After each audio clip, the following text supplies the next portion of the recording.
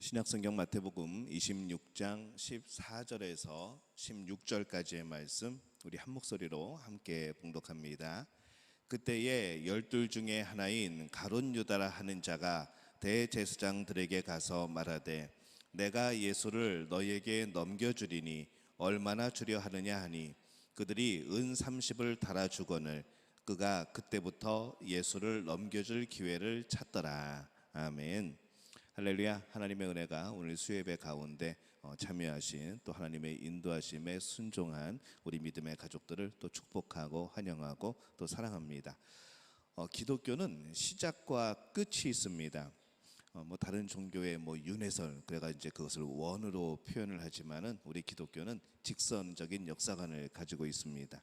하나님의 창조가 있고 또 하나님의 예수님의 다시 오심이 있고 그 다음에 우리는 영원히 살아가는 이런 직선적인 그런 역사관을 가지고 있죠. 하나님의 말씀으로 세상을 창조하심으로 모든 것이 시작이 되고 그 역사는 하나님이 정해놓으신 끝을 향하여 언제나 달려가고 있습니다.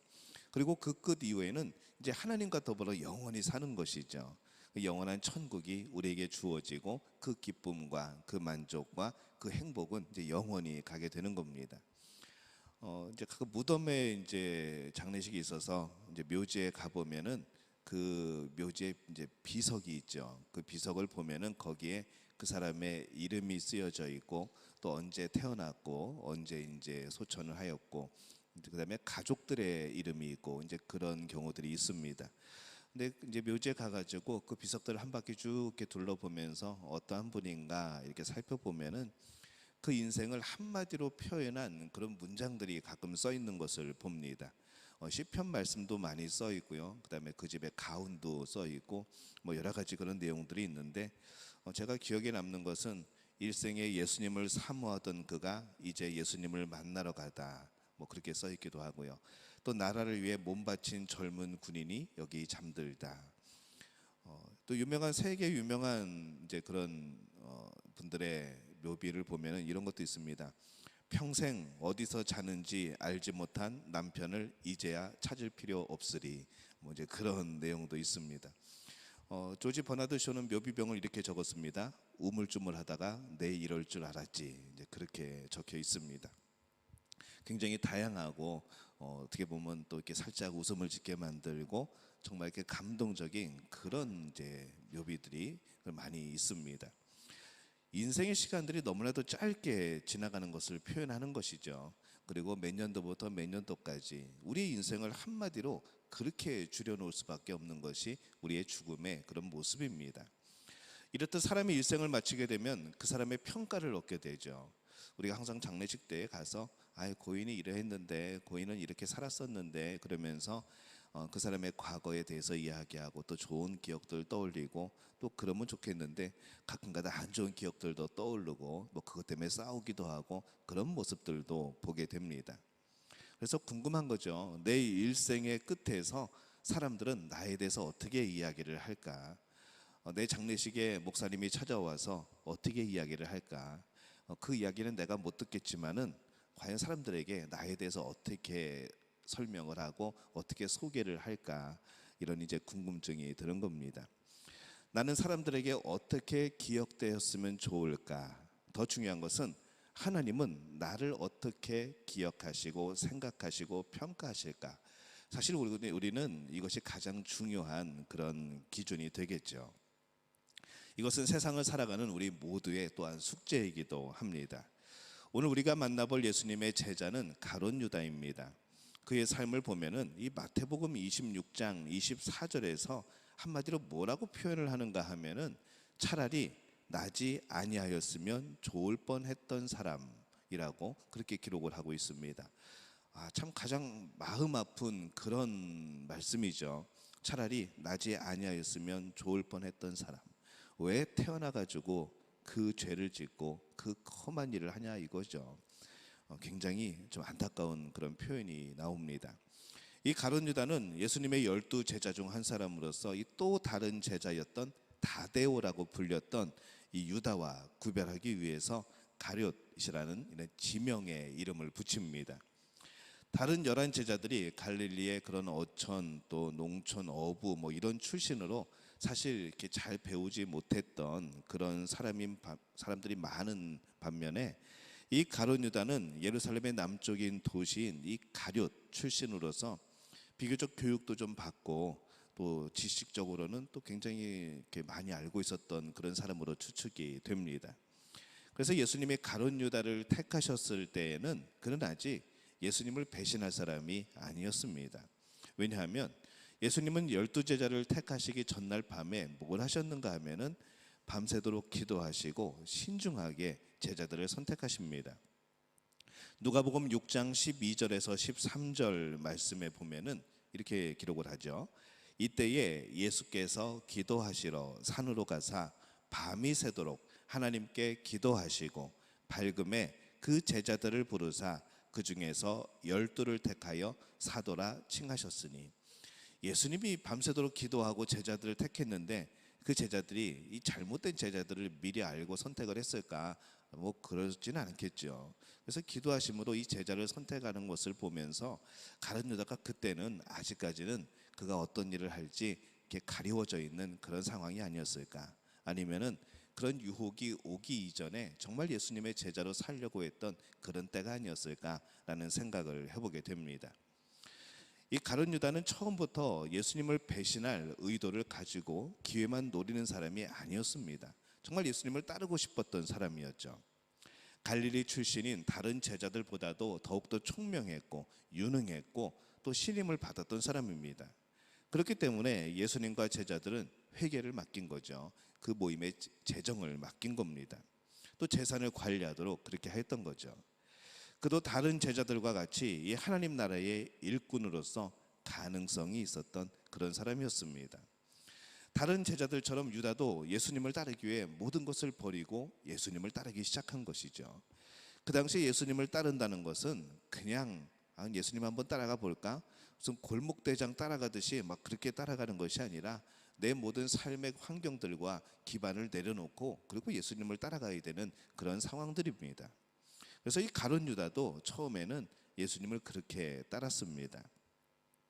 예수님과 함께 다니면서 이야기도 나누고 또 밤에 밤하늘을 보면서 그 별을 세어가면서 함께 식사도 하고 떡도 떼고 또 예수님의 말씀에 귀를 기울이고 그런 삶을 살았던 것이죠. 유다는 산상수훈을 말씀을 들었습니다. 또 이 눈이 안 보이는 이가 다시 보게 되고 또 안 들리는 이가 다시 듣게 되고 죽은 자가 살아나는 것을 함께 본 사람이 가룟 유다인 것이죠. 폭풍을 잠재우고 귀신을 쫓고 성전에서 돈 바꾸는 자들을 몰아내고 어린아이를 안고 축복해 줄 때에 가룟 유다가 어디 있었는가? 바로 그 자리에 있었습니다. 바로 예수님 옆에서 그 모든 것을 지켜봤습니다.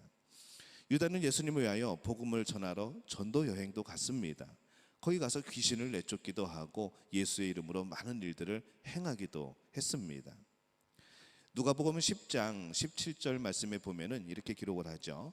70인이 기뻐 돌아와 가로되 주여 주의 이름으로 귀신들도 우리에게 항복하더이다. 이 70명 가운데 이 가룟 유다도 있는 겁니다. 그래서 이 성경은 가룟 유다를 말할 때에 뭐라고 말하는가 하면은 12 제자 중에 한 사람인 가룟 유다, 예수님을 따르던 자 중에 또 예수님과 함께 식사하던 자 중에 이렇게 성경은 가룟 유다를 표현을 합니다. 다시 말하면은 제자들 중에 누구도 예수님을 배반할, 예수님을 배신할 가룟 유다의 그 역할을 할 가능성이 있었다는 것이죠. 그가 정해져 있다는 것이 아닙니다. 그럴 모든 가능성이 모든 제자들에게 있었다는 겁니다. 유명한 작품이 레오나르도 다빈치의 작품인 최후의 만찬, 그림 한번 보여주실래요? 이 그림을 보면은 재미있는 상황이 있습니다. 이 그림이 뚜렷하게 보이지가 않기 때문에 이제 새롭게 다시 그려놓은 그런 그림을 보면은 더 선명하게 나타나긴 하는데, 너희 중에 하나가 나를 팔리라라고 그 말이 끝났을 때 제가 보기엔 그 장면으로 생각이 됩니다. 전부 다 자신에게 손을 이렇게 대면서 이 납니까? 접니까? 그게 접니까? 그러면서 그런 모습으로 또 막 놀라는 모습으로 어이 제가 그럴 리가요? 그러면서 몸을 뒤로 제끼는 모습도 있고 뭐 여러 가지 그런 모습들이 있죠. 근데 보면은 여러분들이 보기에 예수님의 여러분이 보시기 어떻게 보이시나요? 예수님의 저쪽 제 오른편 쪽에 보면은 이렇게 몸을 뒤로 기울인 사람이 있습니다. 그리고 그 뒤로 그 여자같이 생긴 제자에게 가까이 가가지고 뭘 물어보는 사람의 모습이 나오고 그렇습니다. 요한이고 베드로고 가룟 유다입니다. 근데 그 베드로의 손을 보면 이렇게 뒤쪽으로 칼을 쥐고 있습니다. 야 너냐? 그러면서 이제 벌써 이 베드로는 분노를 일으키기 시작하는 것이죠. 가룟 유다는 가만히 보면은 몸을 뒤로 제끼고 이쪽 손에 돈 주머니를 잡고 있습니다. 굉장히 잘 표현을 했는데 그런 생동감 있는 그런 모습으로 표현한 그런 작품이기도 합니다. 근데 실제로는 그 당시에 식사의 자리가 저렇게 일직선의 모양은 아닐 겁니다. 이렇게 뭐 디귿자 형식이나 네모난 그런 형식으로 되어 있고 그 주변에 둘러앉았겠죠. 그래야만 가룟 유다가 예수님의 그릇에 함께 손을 담을 수가 있었고 이제 그런 구조가 되어지는데 실제적으로 이제 그림을 나타내기 위해서 예술적으로 저렇게 표현한 것으로 그렇게 제가 알고 있습니다. 우리 교회 그 유명하신 장모 집사님께서 설명을 해주시면 아주 잘해주실 텐데 또 여기도 전문가가 또 계시는구만요. 그럴 텐데 제가 이렇게 간단하게 설명을 드렸습니다. 굉장히 생동감 있는 그림이기도 하죠.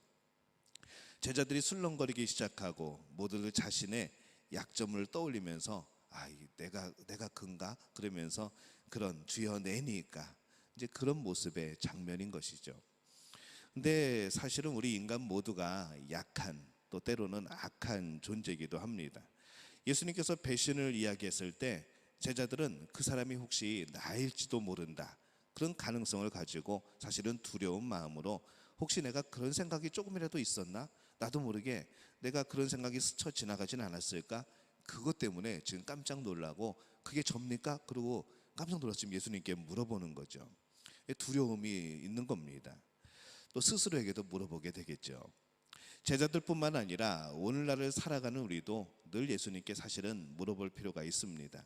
주여 그게 접니까? 예수님의 마음을 아프게 했고 예수님의 그 명령에 불순종했고 늘 예수님의 근심이 되었던 사람이 혹시 접니까? 라고 물어보는 그런 사실은 자세가 우리에게 필요하죠. 우리가 그렇게 물어본다고 에라 이 나쁜 놈아 그게 너야 그렇게 말씀하시지는 않을 거라는 겁니다. 늘 자신을 돌아보면서 정말 내가 예수님을 마음을 아프게 하진 않았는가, 오늘도 또 내가 예수님을 십자가에 못 박고 있지는 않은가, 우리는 그런 모습에 나를 늘 돌이켜볼 필요가 있습니다. 그렇다면 이 가룟 유다는 예수님을 왜 배반하게 되었을까? 우리가 보면은 유다는 예수님에 대한 환상에서 점차 깨어나고 있었다는 것이죠. 예수님을 따르겠다고 모든 것을 버렸을 때에 유다는 자신이 배신자가 되리라고는 전혀 생각지도 꿈에도 생각지도 못했을 것 같습니다. 예수님께서는 자신에게 무슨 일이 일어날 것인지를 미리 여러 차례 경고하신 일이 있습니다. 그런 일이 있다면은 그것을 기억하고 내가 그 방향으로 가게 될 때에 이건 아닌데, 이거 예수님이 말씀하신 그런 상황인데 라고 깨달을 수 있어야 되는데 유다는 여전히 다른 예수님을 기대하고 있었다는 것이죠. 내 꿈과 예수님의 꿈이 달랐던 겁니다. 내 꿈과 하나님의 꿈이 달랐던 것이죠. 나는 내 꿈을 이뤄나가고 있고 하나님은 하나님의 뜻을 이뤄나가고 있고 그 사이에서 전혀 이해가 되지 않는, 전혀 대화가 되지 않는 그런 꿈들을 꾸고 있다는 것이죠. 그래서 유다는 이 메시아이신 예수님이 로마로부터 이스라엘을 구하고 통치할 것을 그렇게 기대를 했습니다. 이 가룟 유다도 열심당원이라고 우리 지난주에 잠깐 말씀을 나눴었죠. 유다는 새로운 왕국에서 자신에게 돌아올 영광, 그 권세, 그거를 누릴 생각에 부풀어서 굉장히 그 날이 빨리 오기를, 예수님이 뭐 힘으로든 뭐 권력으로든 막 초자연적인 능력으로든 빨리 로마로부터 이스라엘을 구원해내서 우리 제자들이 한 자리씩 차지하는 그런 나라를 꿈꿨을 겁니다. 근데 어느 날 이 가룟 유다가 깨닫는 것이죠. 내 꿈과 예수님의 꿈은 다르구나. 내 생각과 예수님의 생각은 너무 거리가 있구나 라는 것을 깨닫게 됩니다. 예수님이 하나님의 나라를 설명할 때 유다는 세상의 나라를 생각하고 있었고 기회가 될 때마다 이 세상 나라를 이루어 보려고 했던 것이죠. 또 유다는 욕심이 참 많았습니다. 마리아가 비싼 향유를 가지고 예수님의 발에 붓고 하는 것을 보면서 그것을 꾸짖죠. 이 향유를 300데나리온에 팔아서 가난한 자들에게 나눠주면 얼마나 좋겠느냐, 왜 그렇게 허비를 하느냐라고 말을 합니다. 요한복음은 이렇게 기록을 하죠. 이렇게 말하면 가난한 자들을 생각함이 아니요 저는 도적이라 돈꾀를 맞고 거기 넣는 것을 훔쳐감이러라. 이렇게 제자 요한은 그렇게 기록을 하고 있습니다. 이 마리아는 예수님을 경배의 대상으로 보고 예수님을 향하여 경배를 드리게 되죠. 가룟 유다는 예수님을 이용하여서 자신의 이익을 채우려는 그런 목적을 가지고 있었습니다. 이 두 사람의 차이가 분명하게 드러나는 또 대목이기도 합니다. 결국 이 가룟 유다는 자신의 욕심대로 일이 흘러가지를 않게 됩니다. 그렇게 되자 예수님을 팔아 넘기게 되는 것이죠. 어차피 내 꿈을 못 이룰 것이라면 나는 작은 돈을 받더라도 예수님을 팔겠다는 것이죠. 향유를 300데나리온에 팔아서 이웃을 돕자고 했던 그가 예수님을 이 향유보다도 턱없이 싼 값에 은 30에 팔아버리게 됩니다. 우리들이 신앙이 자기 중심적이 되면은, 다시 말해서 나의 주인이 예수님이 되지 아니하고 내가 주인이 되어 버리면은 우리는 하나님의 뜻을 이루려는 삶을 살아가는 것이 아니고 내 뜻을 이루려는 삶을 살아가게 됩니다. 나를 유익하게 하고 나에게 이익이 되고 나에게 기쁨이 되고 내가 채워지는 일들을 자꾸 하게 되어 있는 것이죠. 그러면서 점점 하나님의 뜻을 잃어버리고 예수님의 꿈을 잃어버리고 우리는 그렇게 예수님과 상관없는 사람으로 점점 그렇게 살아가게 되는 겁니다. 우리가 드리는 기도도 마찬가지죠. 우리가 하는 기도는 하나님의 뜻을 알기 위한 기도여야 합니다. 하나님의 계획이 어디 있는가, 그리고 그 뜻이 아름답게 이루어지도록 하나님이 역사해 달라고, 하나님의 뜻이 이루어지고 그 뜻이 아름답게 되도록 그 꿈에 내가 쓰임받을 수 있도록 도와주옵소서. 때로는 나를 변화시키고 나를 그 꿈에 합당한 자로 만들어 주옵소서라고 하는 이 기도, 바로 그것이 진정한 기도인 것이죠. 근데 이 사람들은 이미 답정너입니다. 답을 정해놓은 너. 그래서 내 뜻은 다 정해놓고 하나님 이겁니다, 이거 아시죠? 이렇게 돼야 됩니다 라고 우리는 그렇게 기도합니다. 하나님 마음을 좀 바꾸셔가지고 내가 원하는 요 모습대로 응답해 주셔야 됩니다 라고 말을 하죠. 그리고 그런 응답이 아니고 조금 다른 응답이라든가 전혀 조금 아쉬운, 조금 엉뚱한 응답이라고 하면은 그냥 바로 시험에 들어버리죠. 우리는 내 뜻이 아니라 하나님의 뜻을 이루기 위해서 기도하는 겁니다. 하나님의 뜻이 내 삶에 이루어지도록 우리는 날마다 그렇게 기도해야 될 줄로 믿습니다. 그렇게 기도하며 간구하는 우리 믿음의 가족들이 되어지시기를 예수님의 이름으로 축원합니다. 예수님의 마음이 어땠을까 생각을 해봅니다. 예수님은 유다가 돌아오기를 바랬죠. 예수님께서는 제자들의 발을 씻기면서 첫 번째로 경고를 하십니다. 예수님의 두 번째 경고는 6월절에 최후의 만찬 때 또 그렇게 한 번 경고를 합니다. 유다는 예수님께 랍비여 그게 납니까? 라고 물어봤을 때 예수님께서는 뭐라고 말씀하셨는가 하면은 내가 말하였도다 라고 말씀을 합니다. 이미 대답을 하셨죠. 세 번째 경고는 누가 배신자냐고 베드로가 손짓하면서 막 흥분해서 막 물어볼 때에 예수님은 베드로에게 내가 한 조각을 찍어다가 주는 자가 그니라 라고 말씀을 합니다. 한 조각을 포도에 찍어서 갖다 줍니다, 가룟 유다에게. 그때 유다는 이 예수님의 그 모습을 보고 그 행동을 보고 무슨 생각을 했을까라는 생각을 해보는 것이요. 무엇이 유다로 하여금 그 눈을 가리게 했는가? 무엇이 유다로 하여금 그 상황을 판단하지 못하게 했는가? 무엇으로 하여금 예수님이 말씀하시는 그 모든 힌트와 그 모든 경고를 무시하게 만들었는가? 우리는 그것을 한번 주목해 볼 필요가 있습니다. 유다도 베드로처럼 용서받을 수 있었습니다. 예수님을 찾아가 용서를 빌 수도 있었습니다. 그냥 은 30 내던져 버리고 예수님 앞에 가서 내가 팔았다고, 내가 팔아버렸다고, 예수님을 팔아버렸다고, 예수님 나를 용서해 달라고 무릎 꿇고 울면서 기도할 수 있었겠죠. 근데 이 베드로는 나중에 예수님을 부인한 것을 회개하지만은 유다는 회개하지 않습니다. 그냥 자책감으로, 그냥 죄책감으로 그렇게 양심의 가책을 느끼고 그것을 내가 책임지려고 하는 것이죠. 예수님이 체포된 후에 유다는 발걸음을 재촉하여서 회당으로 돌아갑니다. 그리고 안으로 돌아가서 내가 무죄한 피를 팔고 죄를 범하였도다 그러면서 이 은 30을 다시 돌려줍니다. 다시 받지 않죠. 예수님을 죽이려는 계획 속에서 이루어진 것인데 어떻게 그것을 물리겠습니까? 예수님을 풀어달라고 했지만은 이 대제사장들과 장로들은 뭐라고 말합니까? 그게 우리랑 무슨 상관이냐 하는 것이죠. 그 모든 것은 네가 당하라 라고 그들이 말을 합니다. 그때 유다는 대제사장들에게 당했던 배신을 경험하면서 예수님도 나에게서 이런 배신을 경험했을 것이라는 그런 생각이 드는 것이죠. 그리고 그 배신감에 괴로워하고 후회하고 눈물을 흘리게 됩니다. 근데 그 후회가 회개로 이루어져야 되는데 그것이 후회로 그냥 끝나버리게 된 것이죠. 그리고 자신에 대한 한탄으로, 그리고 결국 그는 비참한 그런 결말을 맞게 됩니다. 이 성경을 살펴보면서 이 저는 가룟 유다를 향한 예수님의 사랑, 또 그 예수님의 마음, 또 그 마음을 거절했던 이 가룟 유다를 보게 됩니다. 자신을 배신할 가룟 유다의 발을 씻어주시면서 간절히 그가 돌아오기를 기다렸던 그 예수님, 그 마음이 어땠을까요? 어떻게 보면 원수인데, 나를 죽이려고 하는 사람인데 그 사람의 발을 씻어줬다는 것, 이게 참 우리로서는 상상하기 힘든 그런 사랑입니다. 최후의 만찬의 자리에서 팔아넘긴 이후라도 다시 돌아오기를 원했던 그런 예수님의 마음, 우리가 생각해 볼 수 있는 것이죠. 베드로가 예수님을 부인하며 떠날 것을 이미 아셨지만은 이후에 다시 돌아올 것을 기대하였던 예수님의 그 마음이 가룟 유다에게도 있었을 줄로 저는 믿습니다. 똑같이, 어쩌면 더욱 베드로보다도 더욱더 간절하게 유다가 돌아오기를, 유다가 마음을 돌이키기를, 나중에라도 나는 십자가에 못 박혀 죽더라도 유다가 결국에는 회개하고 다시 제자로 돌아오기를, 그런 마음이 예수님에게 있지 않았을까라는 생각이 드는 것이죠.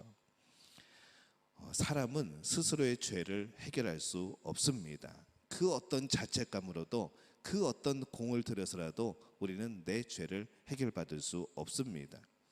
회개는 죄의 문제에 대하여서 하나님께 구하는 행동입니다.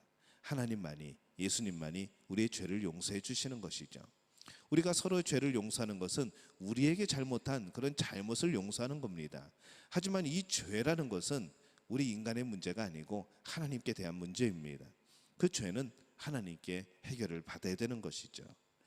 그래서 이 후회라고 하는 것은 죄의 문제를 내 스스로 해결해 보려는 행동이지만은 이 회개는 하나님 앞에 그 용서를 구하는 행동입니다. 오늘 살아가는 나에게 가룟 유다와 같은 그런 습성이 있지는 않은가?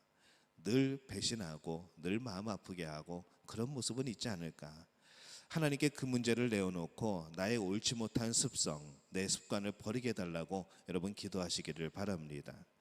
예수님의 뜻을 따른다고 하면서도 아직도 내 뜻을 포기하지 않고 고집하고 있지는 않은가? 또 우리가 돌아봐야 될 그런 우리의 모습이죠.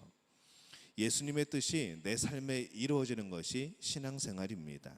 그러나 예수님의 뜻이 아니라 내 뜻이 내 삶 속에 이루어지는 것은 신앙이 아니고 오히려 우상이죠. 내가 우상이 되어서 나를 섬기는 그런 신앙이 되어버릴 수도 있습니다.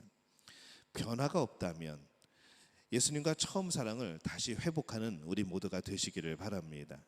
예수님을 믿고 나서도 변화가 없다. 그것은 아직도 내가 주인인 겁니다. 내가 변화가 생겼다. 나도 모르게 내가 변화되어지고 있고 많은 사람들이 나에게 참 많이 변했다고 이야기하고 그게 좋은 방향으로 변화되는 것이죠. 은혜롭게 변화되는 것. 예수님을 만나면 분명히 삶의 변화가 있습니다. 왜냐하면 예수님이 늘 우리 마음에 함께 하시고 치유하시고 역사하시기 때문인 것이죠. 그런 변화가 없다면 우리는 예수님과 함께 살아가는 것이 아닙니다.